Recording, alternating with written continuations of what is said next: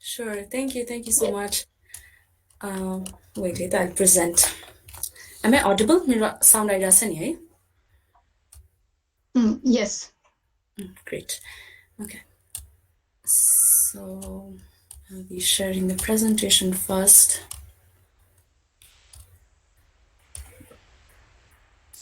Okay. Screen आइरहेछ? Yes, Nirisha. Okay, great. So it is exactly 13:13. I think we're good to go. We've waited for a few minutes. First of all, thank you everyone for joining the session this afternoon. I hope you've had a great weekend so far, and I don't intend to make it any boring. Okay, that's fine. Okay, so Nasadi has already given a short introduction. I will come to that shortly, but before that, as you've already read through the bio of the session and also explained by Nasadi as well, today's session, the gender include, I will be trying to bring together all of the things that we as developers or product designers or anyone from the field of technology, we should be taking care of when it comes to connecting the dots to gender and its different diversities.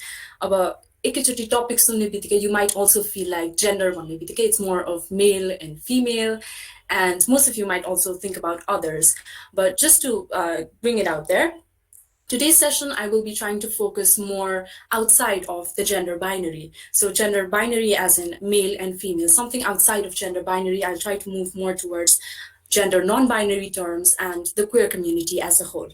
It's not that I'll not be talking about the male and female genders, but as a whole, collectively, gender and its diversities and what we can do as technology enthusiasts in order to contribute to a safer experience in technology as a whole. Okay? So, formally starting with the session, again, hello everyone, I am Nirisha Manandhar. I'm currently doing my bachelor's in computer engineering. I'm final year at Kantipur Engineering College. This pandemic has been quite harsh, but yeah, the journey has been great so far. Apart from that, I'm also working as an ML Engineer Associate Trainee at Fusemachines Nepal. And yes, apart from that, again, I'm also volunteering at Women Leaders in Technology as a data security researcher and a campaign lead for safer internet workshops, where we talk about stuff and we research about stuff relating to technology and all of the intersections of technology, be it with gender, be it with disability, or even safer, making the internet safer for each one of us.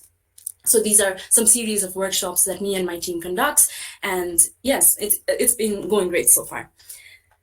So before diving into the whole session, I'll just give you a brief walkthrough of what we will be discussing in this session.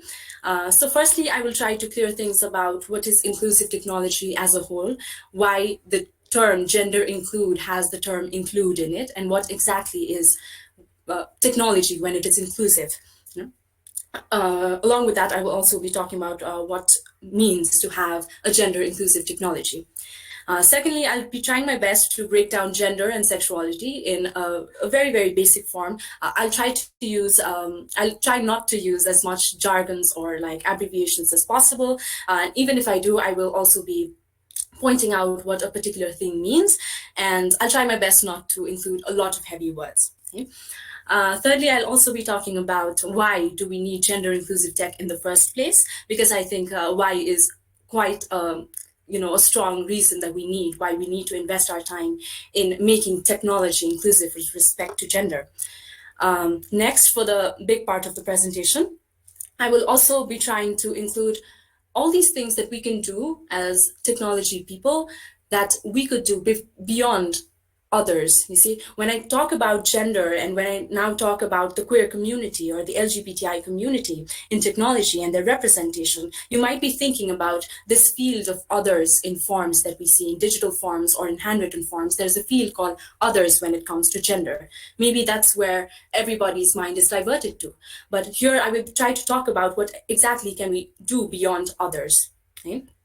And finally, I'll try to connect the dots to a bigger picture and see the impact in the future as well. Okay? So I hope you have a brief scenario of what we'll be going through today. Okay, great. So to start it off, as I said before, like moving on to the presentation, I'll be trying to clear out some basic terms that I will be using, or I think I will be using throughout the presentation, so that you're not confused.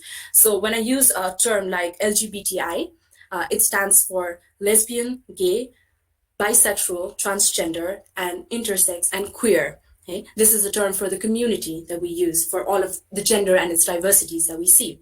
Again, I use the term queer there because queer again is an umbrella term which, which involves all of these other terms, which combines all of this other term in a larger term. Okay? When I say the queer community, it refers to all of the gender and its diversities. And I think these will be the two words that I will be using throughout the presentation, so that you all are not really confused about what I'm talking about. Okay? Apart from that, if I use anything, I will make sure that I point it out what it is. So before going on to anything further, what exactly is inclusive technology? Okay? When we craft technology, how do we confirm that it is inclusive? And in what terms do we measure the inclusiveness in technology? Okay. So all in all, to say it very, very simply, inclusive technology simply is a process where we design with and we learn from the people that represent a range of human diversities. Okay. A range of human diversities, I mean, it can be any diversity, whether it is diversity in age, in gender, in the languages they speak, in race, in culture, or in their abilities that they possess, anything. Okay? When we tackle issues from all of these, or when we cater to the needs of all of the people from all of these diversities, we can finally say that we have been able to create an inclusive technology. Okay? Now jumping back to gender inclusive technology. Okay? You might be thinking, why are we not talking about some other diversities? And obviously it will be a long, long session when we refer to each and every diversity and we cater to all of these needs. But again, one step at a time. So here I will be talking about gender inclusive tech. So again, the whole goal of gender inclusive tech is to make technology, or make the virtual world as a whole, a smooth and a safe experience for anyone, regardless of what gender they identify as, whether it is a male or a female, or the others that we see in form, or any other form of gender diversity. To make it safe and a smooth experience for everyone. Because as we know, when we're designing products and we're designing services to give to our users, and we talk about user interface, user experience, who actually are our users? That's something that we might want to think about. So does your users, or the users that you're targeting, does it include people just from the male or the female, or simply the others category? Does it include somebody else? It's all something that you need to think about. Okay? I think I've been clear about this. And again, as I said, it's not just gender inclusive tech that we need to put our step forward to. There are other different things, you see. Like, for example, if linguistics, when we talk about language, how exactly or how friendly is technology in terms of language? If you see, like recently around like 2018, there was a survey that said around only 55%, for now, the 55% of the content on the internet is in English. So the rest of it is available to people from all the different languages, you see. But still, 55% of it is only still accessible to people who understand English. So maybe that's something we still have to move forward to. Similarly, when we talk about accessibility, web accessibility, how does your technology cater to the needs of people with different disabilities, like blindness or someone who is deaf? Does it fulfill all of their needs? Does it target those people as well? So you see, there are a lot of things that we need to take care about when we move to the road of inclusive technology. But again, starting from step number 1, I'd like to share whatever knowledge that I have for today. Okay. So, as promised, I will try to break down gender and sexuality a bit for this session. Again, this will not be a thorough explanation because, again, this is not something one will immediately understand as soon as you see a picture or as soon as I, explain certain terms to you. But I will try to explain what are the basics that you might want to understand before moving forward with the session. Okay? So, there's something called a sogius identity of a person. Okay? I'll start with these 4 terms that you see here on the screen, apart from the sogius identity. I'll start with the simplest one, that is biological sex. So a person the biological sex of a person, it just refers to what you were assigned at birth, or what sexual organs that you were assigned at birth. That denotes your biological sex. I think that's pretty much clear, because that's what we've been taught all of a sudden when it comes to gender and sex. Secondly, when we talk about sexual orientation, if you see, the sexual orientation is the small heart that you have for attraction. Okay, in the picture of the genderbread person that you see. Again, this genderbread person is a picture that would come up on the internet when you search about gender and sexuality, because this is quite a good analogy to, connect the dots for this particular topic. Okay, so again, coming back to sexual orientation, simply means the heart there. It simply means who you are attracted to physically, mentally, romantically, sexually to a person. So that denotes your sexual orientation. Okay. Thirdly, the brain that you see there, that denotes the identity, that is your gender identity, means who do you think of yourself as in your mind? Who do you think you are? Which gender do you belong to in your mind? So that becomes your gender identity. What do you identify as to yourself? And finally, gender expression. Now, gender expression is, as you can see, the whole line through the whole body of the genderbread person. It is how you express your gender identity to the world outside. So gender expression, you see express there. So that is how you express yourself to outside world. Okay. So again, when I talk to you about these terms, it is me and you, everyone has a particular SOGS identity. Now, again, if you're confused, the SOGS stands for the sexual orientation, gender identity, expression, and the sexual characteristics for biological sex. Okay? So each one of us has a particular unique SOGS identity. It's not necessary, and you and me have the same unique the same SOGS identity. We can differ in all of these different characteristics. So again, one thing what we also do need to understand here is SOGS can be fluid. It's not something, there's not something as right and wrong for a person to identify as or to express themselves as. Similarly, the SOGS is not something that would remain constant for all of us, and it may change with time. Like for example, if you identify as a particular gender at your birth, you may not identify as the same person right now. So it can be different. It is fluid and it can be changing.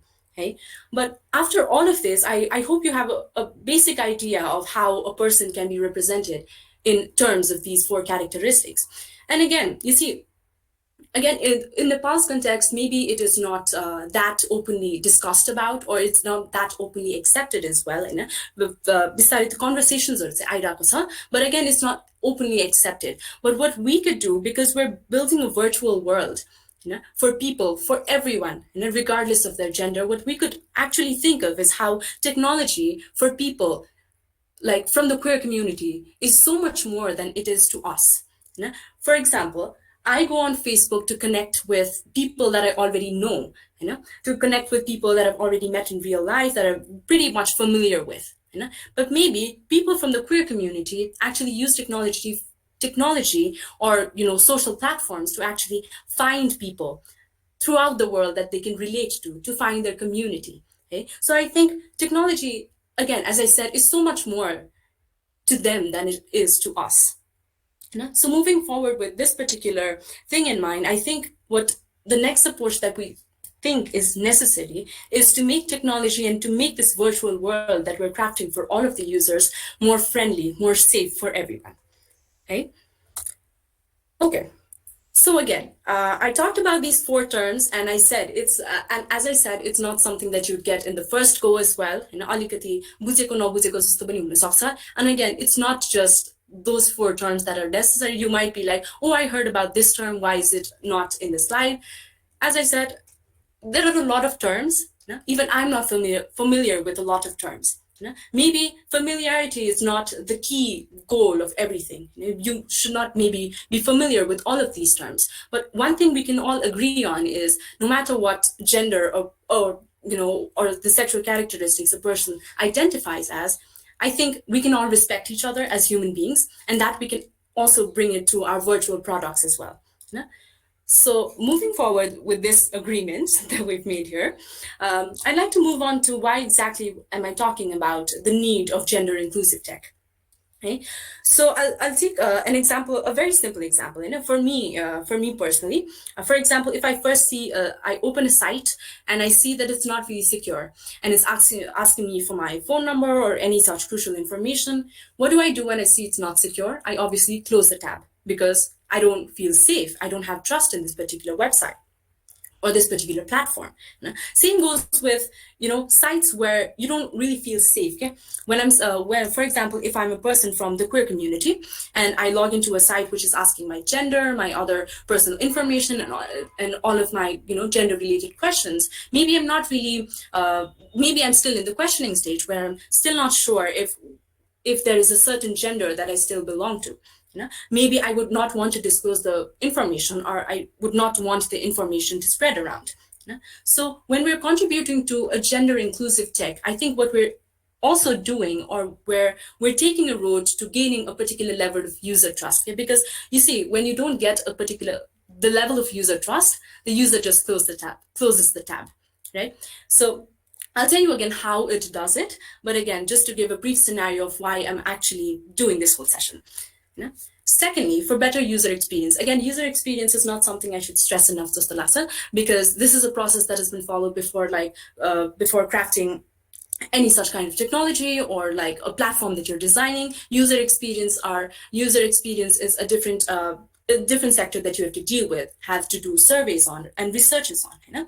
So like, for example, if I enter a website where I see there are hateful comments or like hate speeches, where there is homophobic content, where I do not feel safe, or where I think that my whole identity is at stake, what do? I close the tab again. So there it hinders my, the user experience that I was expecting. So when we're designing products to, match user experiences, to make smoother user experiences, I think what we also need to consider is how are we making it inclusive in terms of gender,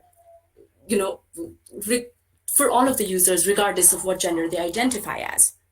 So I think gender inclusive tech actually takes a step towards a better user experience as a whole.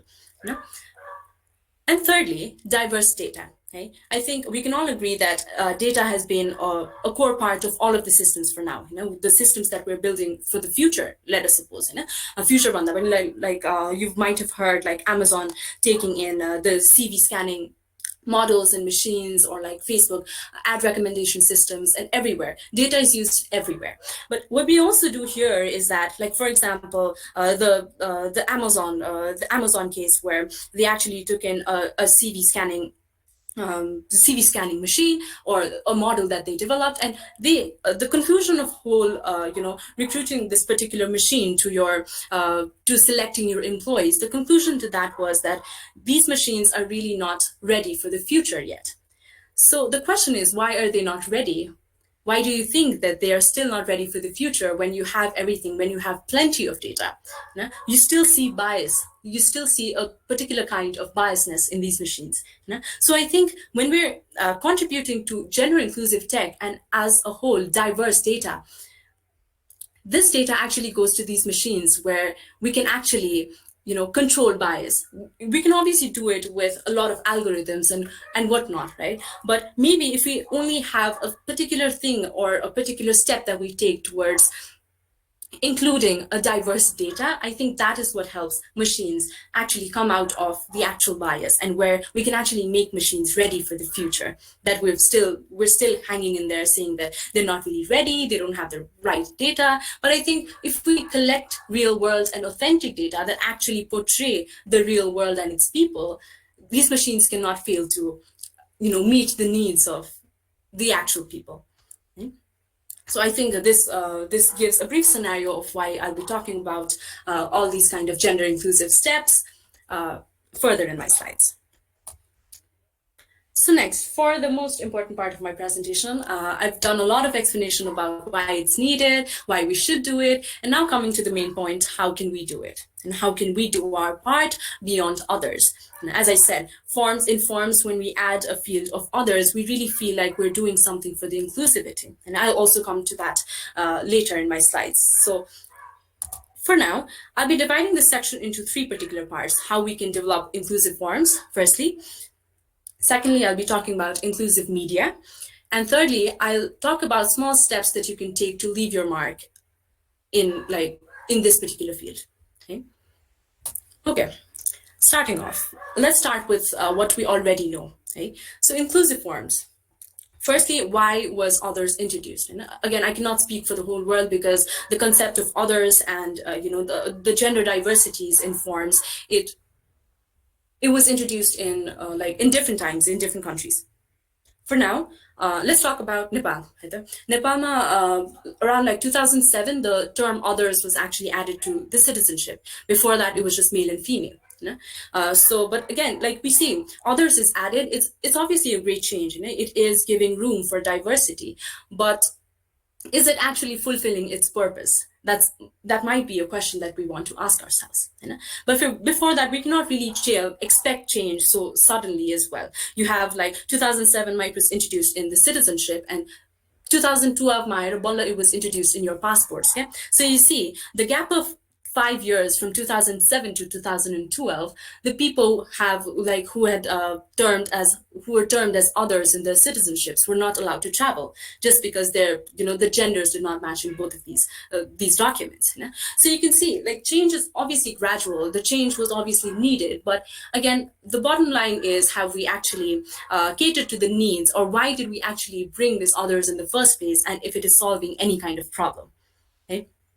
So I'll try to focus on why others is less bad and not the ultimate solution. So when we add others in a handwritten form or in a digital form or anything of such sort, when we convert it into a descriptive form, let us suppose. This is something that I took from Rukshana Kapali. She is a transgender woman and activist, and she's written a blog about the whole term of about others, how it is just moving beyond 2 and stuck in 3. She's said it very, very straight to the point why others is problematic here, because you see, when she marks herself as others in her legal documents, and when it appears as a descriptive form, there you can see Gopal and Kalpana's other took birth on this particular date. Rukshana is Gopal's other Rukshana has fulfilled the form. So you see, it definitely does not make that much of sense here. So where is the particular, have you addressed this particular person well, or are you just doing it for the sake of including diversity, for the sake of others, as you say? Are we actually looking at the main cause, or why they actually would want some other terms? So I think this is quite a good representation of why the others that we use in forms is not really that helpful when it comes to meeting the needs of the queer community as a whole. So let's talk about what can be done. So many of you might have also seen this in Facebook. So there's a custom option there. So there's male, there is female, and there's a custom option. If you check out your profile, you'll still find it there. And here, what you could do is, I think Facebook has around 58 different kind of terms that you can choose to fill in the gender, where you can identify yourself as anything. If you have different terms to describe your identity, you can choose all of these terms. So you see, it is just another added option in your form, in forms where a lot of unnecessary information have been added just for the sake of it, for the sake of collecting data. Why are we not focusing on where actually we could make user experiences better? Just adding a custom field and expecting a range of data, that is obviously something that we need to compromise on. But again, if this reflects the users that are using, and if it actually contributes to the real world data that we're actually collecting, why should we not do it? I think that is that is one particular thing of custom, because it ultimately makes the user experience better as well. Because you see, in Facebook, you also have something called, you can choose your gender pronouns. If I'm a female, I'll choose the female, her, she, her pronoun. Male ko lai, I have he, him. Similarly, if I want something neutral, I could choose something like they, them. And you've also noticed this when someone who's chosen a neutral pronoun to identify themselves as in Facebook, you can see, for example, if I did it, when I changed my profile picture, it would come up as Nirisha Manandhar changed their profile picture. So you see, I have a freedom to choose my own gender pronouns. I have a freedom to choose from a range of options that I can identify myself as. And So you see, that's when I do not close the tab, and I feel that this particular platform actually respects me for, or like, allows me to be whoever I am. I cannot really expect it from something, from a place outside of this virtual world. Maybe it will take some time outside of the virtual world, but at least something as virtual as a social platform, we can actually ensure this particular thing. Okay? I think I've made myself clear on why customs should be practiced more. Okay, next, when it comes to forms, as I said, data collection and all of this is obviously, maybe it's needed for the machines of your future, as we say. But one thing that we also should respect is, I think, the privilege of anonymity for people. That is, keeping information private. Okay, when you do not need it, why would you ask something? When you do not need it for the functioning of your platform, maybe you should not really ask it. So you see, like Snapchat, if you've noticed, they don't really ask you for the gender, because Snapchat feels that it does not need your gender to, like, work its platform. So again, it comes, there is a particular thing about uniformity in your forms. You might add everything as a compulsory option, but maybe what you could do is, if you're making this gender field compulsory, maybe add this prefer not to save any option. Okay? At least give them the freedom to keep it, or like keep it private, and let them own their own data. That's something we should be focusing on, rather than just doing it for others. We should have a particular respect for the ownership of their own data. Okay? Again, if you want a particular, if you're not making it compulsory, obviously gender should, the best thing is making gender an optional field. Again, if you think about it again, if you do not really need gender for your working, maybe just be like Snapchat, don't include it in the first place. So yeah, there is a right, they have a right to ownership of their own data, and I think we should respect that as well. And for something as crucial as a gender, or like maybe it is as crucial as a phone number or any kind of password getting leaked, and maybe not everyone is comfortable disclosing their gender to the outside world. That's something we might want to think about when we add up forms, and a lot of many form fields there. And thirdly, when we're talking about data privacy and concerns about how owning one's data is important, rather than just collecting all of these data, I think it's very important that you also clarify your needs. In forms, like, okay, for firstly, why do we actually move to digital forms? Why don't we have handwritten forms? So besides with your handwritten forms, say they're moving towards digital forms because we feel that they are more accessible to people. They're more accessible to people, they're more easy to people, and everything. But what is the point if in every part of the form I have to like call up the person and be like, wait, what am I supposed to fill here? Or like, why are you asking this information? It's not really that much of a great user experience, right? So obviously there are placeholders in forms that you can place, like for example, the name fields, enter your name, enter your email. These are placeholders. But again, maybe people would also want, your users would also want to know where this data ends up. Again, there is a particular level of user trust that you need to maintain here. And again, transparency to the user is another factor. Be very, very clear about why you need this data. Maybe name is something not so crucial to people. Again, I'm not saying it for everyone. For example, for me, name is something maybe that's not so crucial for me. Maybe my gender is crucial for me. Maybe my email address or like my phone number is crucial to me. So in fields like these, or in short, in any field that you're asking in a form, I think it's very important to state why and what kind of information are you looking for. So for example, if you need my gender for marketing or communication, that you need it for addressing me when I pick up a call, how should I address you? If you need it for communication and marketing, just state it very clearly. You need it for that one. Maybe you're using it just for data collection. State it very clearly. Again, maybe you needed something for your legal documents. State it clearly. This maintains a particular level of transparency with you and your user that again gets up a level of trust with your users. Okay, and again, as much as why is important, as I said, every time having to call up the person to like how do I fill up this form, it's not really feasible. That's obviously, it hinders my overall user experience with the form. So what I could do is, for example, in my gender, if I am looking for some legal documents or the gender that was assigned to me at birth, or like somewhere in my birth certificate, if I'm looking for that gender, be very specific that you're asking for that particular gender that is on your birth certificate, you know.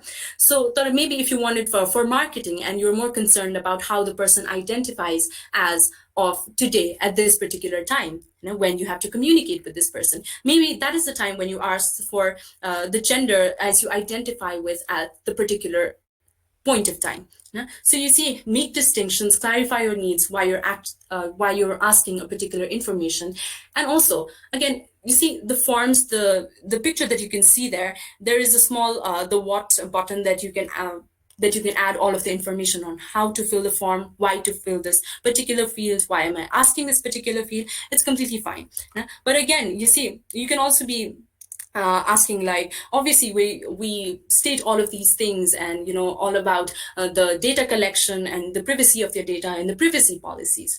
Again, privacy policies are like big chunks of documents that and terms of policies that many people do not really go through thoroughly. Okay?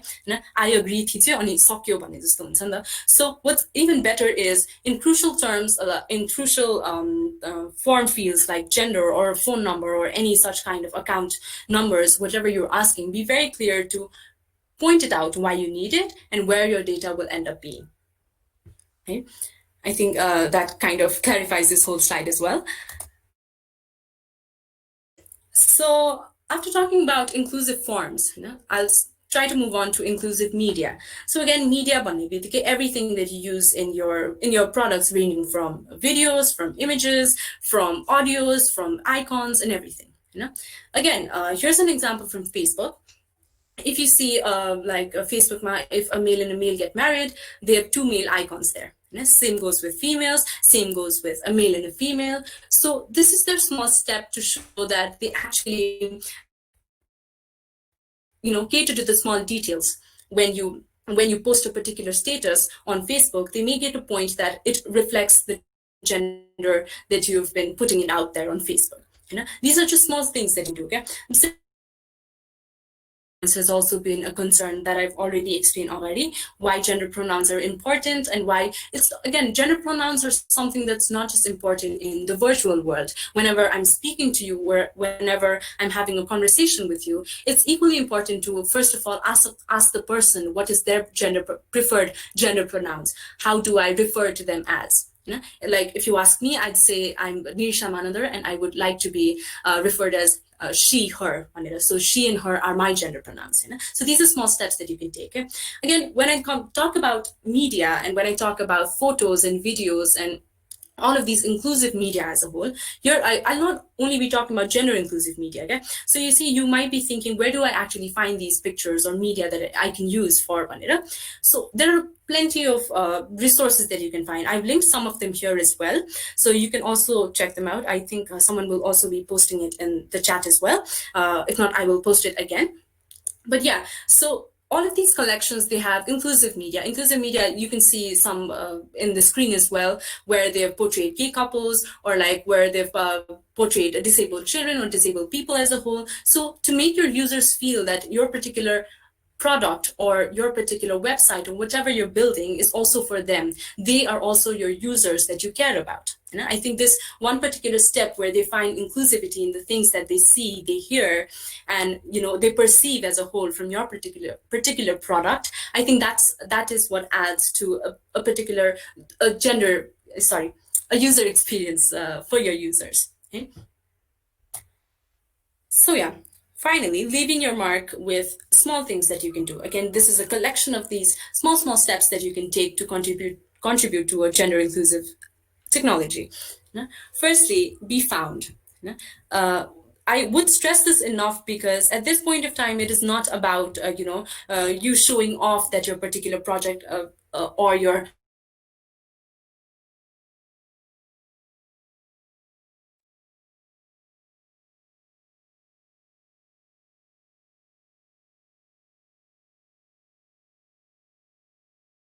off, and also somebody portrays it how they're doing it. Okay? So whatever you're doing, just again, if you're a website or if you are a service that is mostly targeted to the queer community and their needs, make sure that you are found. Okay? Use like search engine optimization techniques, use meta tags, anything that makes you found on the internet and then gets to the targeted people. That's number one, what you could do. Secondly, sharing your resources. Again, this is not something about boasting off. This is not something that you would you just show off that you're doing it something for the community. Because like when you, for example, if you write a blog about the queer community or if you make resources available for them, that's a point where you would want to share these resources, spread the word to your community, and actually start a ripple effect from there. You highlight, if you have a blog, highlight it on your website, make it shareable so that it spreads on and everyone knows the importance of this. Everyone actually tries to contribute to this. So sharing your resources, I think, is a very, very important part that would actually have a ripple effect on this steps that we're taking. Thirdly, I think I do not have to stress this enough as well. That is allowing the blocking and flagging of content. Again, like in lockdown, currently in lockdown, you've seen like many social sites or any where people post content, any social platform as a whole, you've seen a lot of hate speech, a lot of homophobic content that you see, and you as the service provider or like the platform, as a person who builds the platform, I think what is necessary is you allow a certain a layer of protection for your users, okay? So that the platform I don't feel like I'm not safe here. I'm prone to a lot of hate speech. I'm prone to a lot of torture from here. At least when you as a developer or someone who is making the product have a certain level of protection or a layer of security provided to your users, that's what makes your users stay in your platform. Okay? So whether it be in like if you have a messaging platform, allow the blocking feature. Similarly, content or comments or allow the flagging feature. Monitor these features. You should have a team. It would take extra work as well. So ultimately, if you see for later as well, where you see your product sustaining in the market, you would obviously not want it to be filled with a lot of hate speech or a lot of things that are not comfortable to a lot of people. Okay, so that is number 3. Number 4 is being open to feedbacks. I know this is already a process in a lot of development cycles in products or in projects that we're already been doing. But your feedbacks can be from anyone from the queer community as well. So always stay ready to make changes. Okay? If at any point someone feels like a particular user their experience is hampered by a particular small feature or they're not really feeling friendly in your particular platform or your service, be ready to incorporate these changes as much as possible. So yeah, this one too, it is quite basic, but again, take some certain steps to incorporate these changes as well. Again, the next part connecting to it would be inclusive development process. Here, at the beginning of the slide, I also said like inclusive technology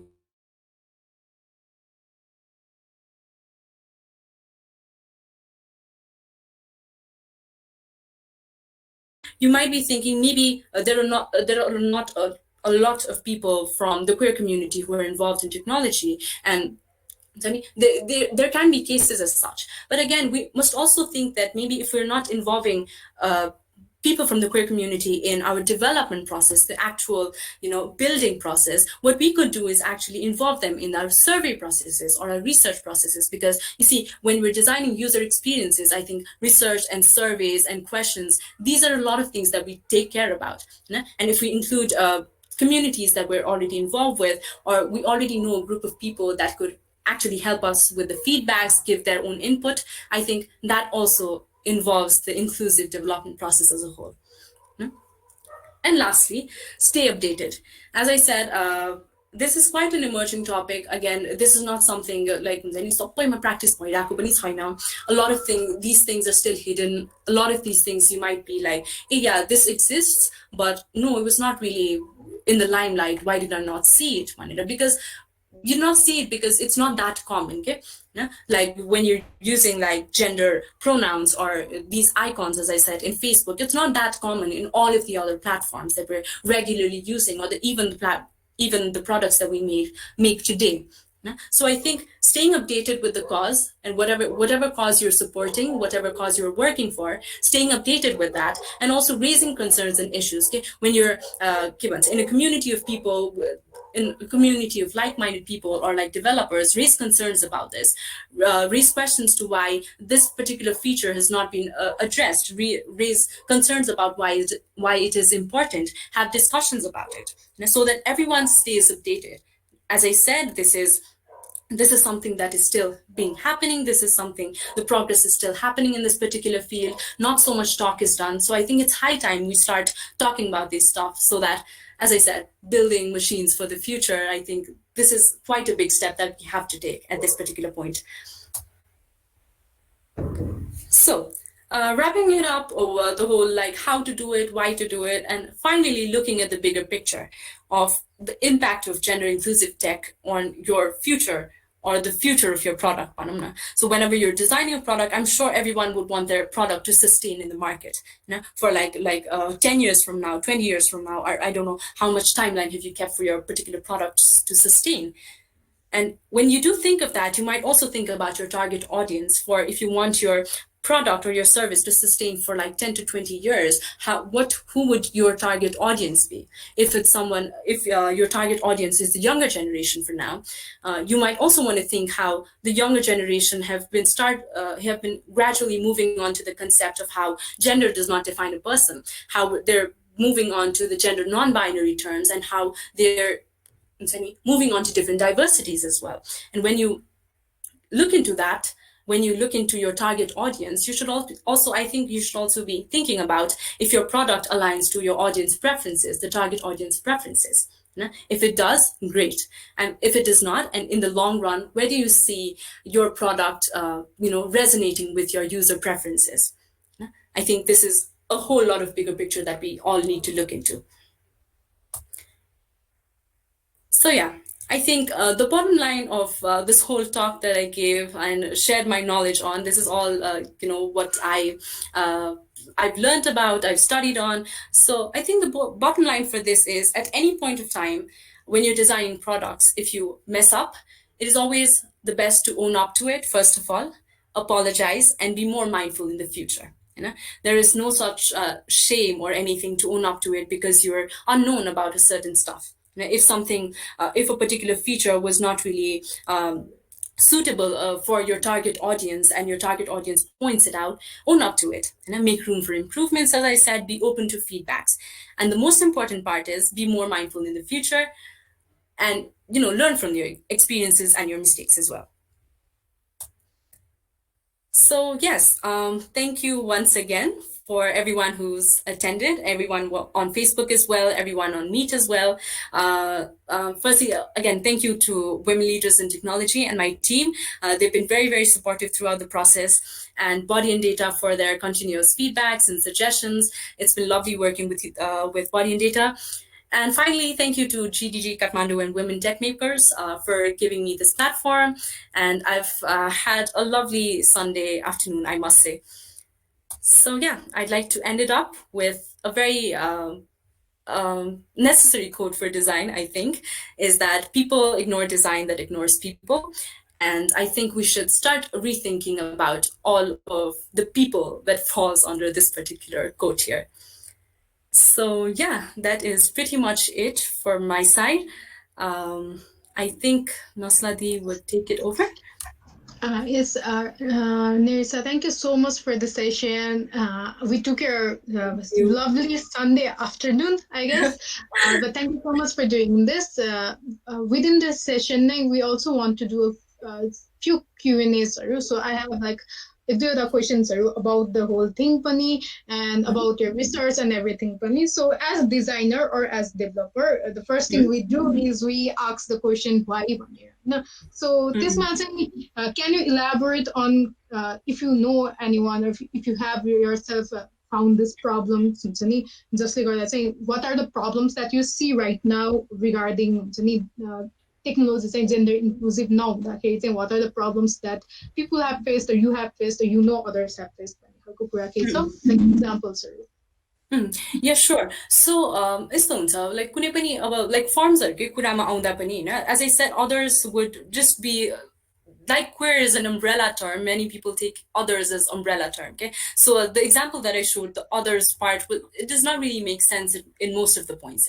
So another part is when like more and more social platforms are coming, like you lockdown kai belama pani platforms where you can post your confessions, or like many social platforms are coming to rise. Okay, and when you're creating a profile and when they address you as a certain person, it's always a he or she that you find. There's not particularly a they or them that you really see there. So that's something that really I think everyone should be taking care of. And another very important thing I've also noticed, I've also talked about this, is about social platforms that do not really, filter out content, okay, about hate speech or like homophobic content. It's all एकदमै त्यो comment section we've all seen this. We cannot really neglect this fact that this is happening भनेर. And I think as maybe tech giants could do it, maybe as we as small technology developers could do it, we could also take a step to filter out comments. Okay? At least have a team who could actually do that or make systems for it. So I think that hampers a lot in one's user experiences, and anyone that I've talked to as well, they've not, obviously you and me, we don't really have a great experience when we talk about hate comments or any homophobic comments as a whole on the internet. So I think that's a very, very important part.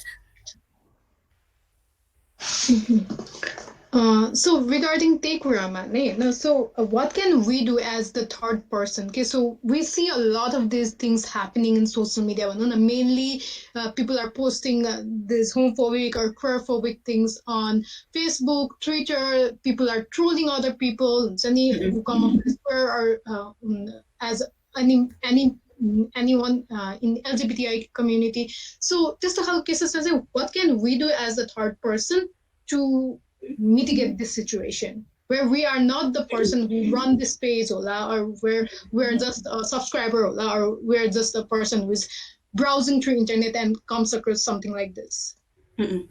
So I think one of the major concerns for everyone who's who's wanting to be a part of this, or like who would want to be a part of a particular movement or who would want to support a cause, is हामीलाई धेरै थाहा नै छैन यसको बारेमा, or like हामीलाई त्यो टर्म्सहरु नै बुझ्दैन, like के भनेर चाहिँ यसको पछि लाग्ने, or why should we support this, I don't even know the basics. That's the first thing that comes to our minds, okay?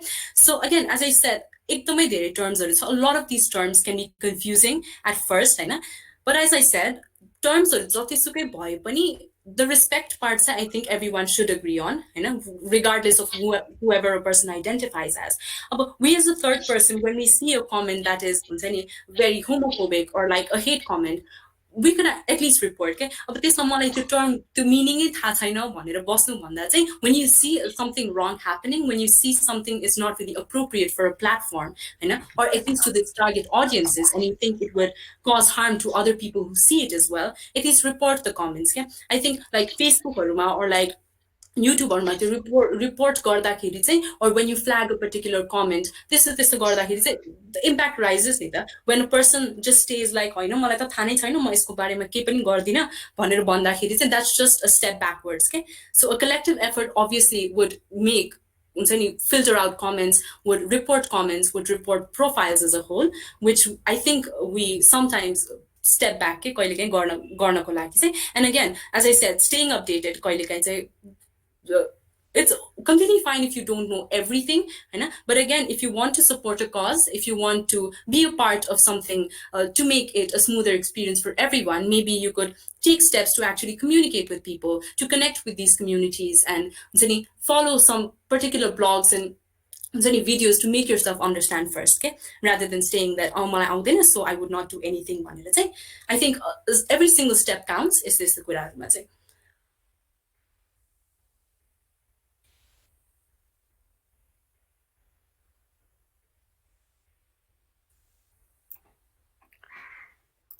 Next question I want to ask is, I see त्यो problems in अरु कुरा पनि inclusion मा के जस्तो हस्पिटलमा र्याम्प्सहरु हुँदैन हैन, अनि अरु पनि हुन्छ नि मेन्टल हेल्थ इश्यूजलाई पनि त्यो एकदम कम्युनिकेबल डिजीज जस्तो हेर्छ हैन, त्यस्तो हुन्छ नि त हैन.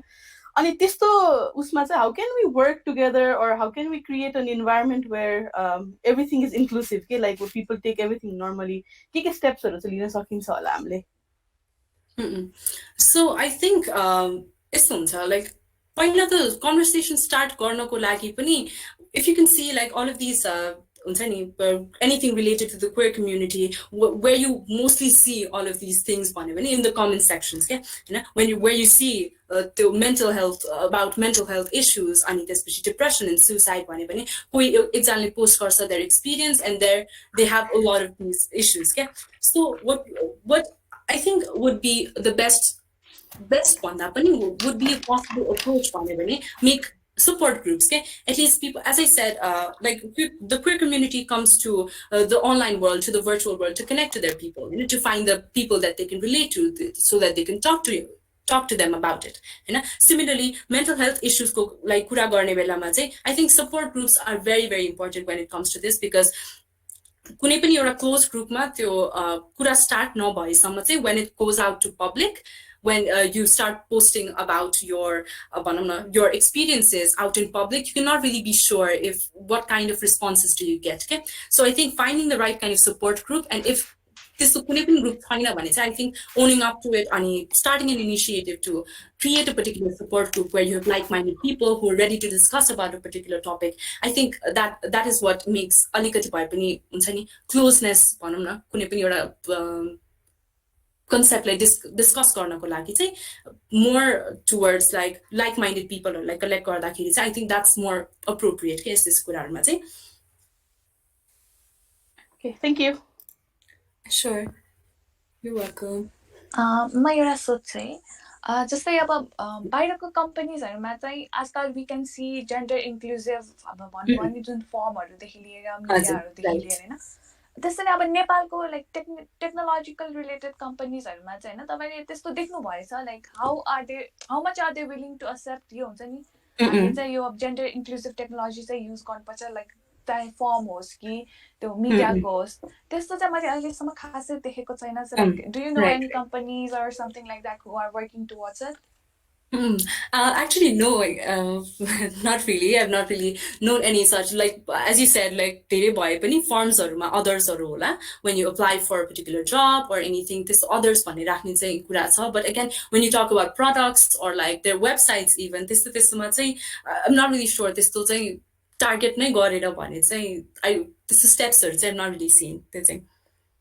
Like so if you want to urge the companies or yes. to like incorporate this how do you think we should like we could start when we could start Yeah, so I think a major thing that we could all do is, as I said, like user experiences design garne bela, you have a lot of surveys, you conduct a lot of questionnaires, you have a lot of research that goes on, so I can even like link a few teams or like a few groups that you could reach out to when it comes to these kind of surveys that they'd have a lot to tell you about their experiences. Okay, so let's just switch from the male and female to something more inclusive, more diverse, so that when you go like you see, until and unless you ask people who've been facing these problems or and if you only confine yourself to male and female, I don't really think that त्यहाँको problemsहरु चाहिँ त्यहाँबाट आउँछ के male and female भनेर मात्रै त्यो surveysहरु गर्दाखेरि चाहिँ. So the first step if you're really wanting to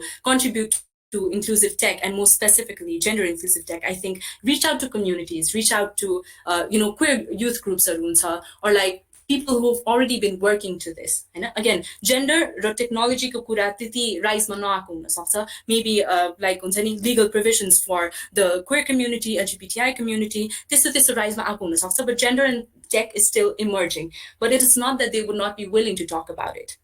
So until and unless your kuраहरु चाहिँ the target communities मा पुग्छ or when you're not ready to move forward with your research with collaboration with other communities that you could actually bring you problems, I don't think the problems अगाडि नै आउँदैन जस्तो लाग्छ के until and unless you meet the right kind of people to do your surveys.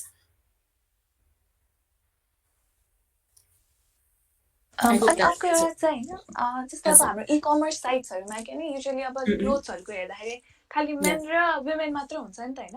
सो त्यो चाहिँ हैन maybe technology मात्र नभएर कि लाइक प्रोडक्ट जुन बनाउनु भयो नि युजली अब लुगा बनाउँदाखेरि वी जस्ट सेपरेटेड आउट हुन्छ नि आइदर मेनको साइज आइदर वुमेनको साइज भनेर होइन सो लाइक त्यो स्पेसिफिकली अदर जेन्डरको लागि भनेर त्यस्तै प्रोडक्ट क्रिएट नगर्दा पनि यस्तो भएको हो कि त त्यो मान्छेको लाइक जुन हामीले त्यो अब इ कमर्स साइटमा जुन राख्यौँ नि होइन तिनीहरूको अब जो मान्छेहरूको त्यस्तै अब खालि मेन र वुमेनमा चाहिँ क्याटेगोराइज गर्ने त्यस्तो भएकोले जस्तो लाग्छ तपाईँलाई? So when it comes to like e-commerce sites or one, as you said, like male or female category छुट्टै हुन्छ हैन. So again, that is also not quite a smooth experience जस्तो लाग्छ के. So मैले चाहिँ कतिवटामा चाहिँ like हुन्छ नि neutral भनेर पनि देखिरहेको हुन्छ, neutral categories like not male nor female, the unisex category or like the neutral categories भनेर पनि देखिरहेको हुन्छ हैन. So again, like products बनाउने बेला पनि what do we consider as if I'm designing something or a piece of clothing for for a transgender man or a transgender woman, so what is my definition of what they should wear? Okay, so that's again something like like design गर्ने मान्छेहरूले पनि सोच्नु पर्ने हैन त्यो आइटम्सहरुको कुराहरु त छुट्टै आउँछ. But again, when we think that कुनै पनि product चाहिँ is not specifically for a gender and we want it to be available for everyone, I think making it unisex or like कुनै पनि neutral हाल्दाखेरि चाहिँ I think that's a better approach. Okay, again कुन चाहिँ मान्छेले कस्तो लुगा लाउने भनेर त्यो आफैले पनि डिफाइन गरे अब त्यसरी नै डिजाइन गर्ने भन्ने एउटा कुरा हो. अगेन डिजाइन्सको बेसिक्समा जान्छ हैन what do we consider is as right for people, like for different gender diversities भनेर. For dancing, I think the approach of giving the neutral option is also, it's quite friendly. Okay, यस्तो कुरामा चाहिँ मेरो चाहिँ यसमै related like follow up question चाहिँ so how can we ensure that हामीले जो कन्टेन्ट बनाउँछ प्रडक्ट बनाउँछ नि होइन त्यो एक्चुली द्याट एड्रेसेस इन्क्लुजन के is there a guidelines or a document that we can follow, or is there something that you can share if you know of something? Okay, so यसरी again tech को लागि भनेर गाइडलाइन्सहरु भनेको चाहिँ if you search for blogs, it's usually inclusive media गर or like inclusive forumsहरु गर त्यस्तो हुन्छ हैन. Again अर्को गाइडलाइन्सहरु हेर्ने हो भने चाहिँ relating to gender and sex and its diversities, त्यस्तो कुराहरुको एउटा गाइडलाइन्सहरु हुन्छ for you to understand as well. Again यो कुराहरु चाहिँ like मैले भन्दा पनि because I am someone who might not be that affected by a particular thing. Okay? Maybe I'm not the right person to talk about what is good or bad for someone identifying as some other gender. So यस्तो केसमा चाहिँ it's what usually कसरी चाहिँ like criteriaजहरु चाहिँ unfold हुन्छ भन्दाखेरि चाहिँ I think a person to person communication, when you see what the person has been facing, I think criterias भनेर चाहिँ त्यस्तो चाहिँ छत्ता चाहिँ पाइदैन. What you could find is blogs that could guide you or like inclusive medias that are एकदमै gender friendly as a whole, or even like documents relating to gender and sex as a whole. Okay, so technology ko lai bhanda what is appropriate bhane testo takka चाहिँ most probably you won't get until and unless you connect with the people as well. People नै भनौं न. Just thank you. You're welcome.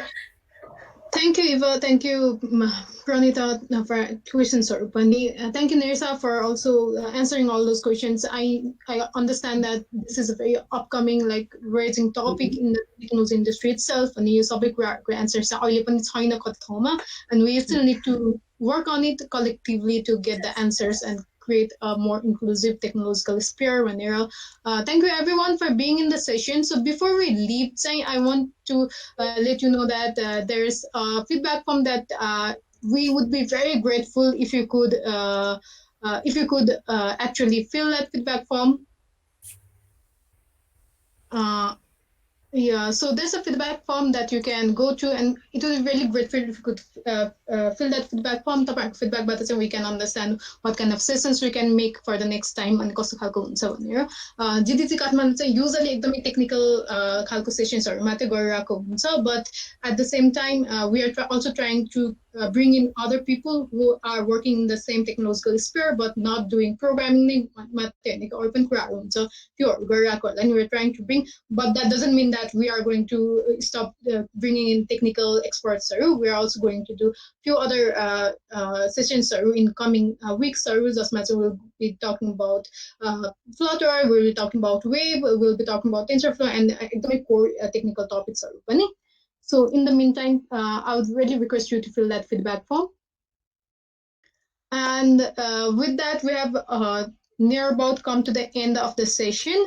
Thank you everyone for being here. If you want to be connected with us, Pandiksa, you can always contact us through our email address. I've already put that in the chat box. And you can also join our community in our website that I have already showed you, Aginapani. So you can pretty much join our social medias or our website, or we'll be posting more events that of oncoming days or in our website. So with that, we come to the end of the session. Thank you everyone for joining in for today's session. Thank you, Nirisha. Sure. Thank you so much, everyone. Okay. Thank you, everyone. So we'll be closing this. Please make sure to fill the feedback form. And thank you, everyone, for joining. Have a good day.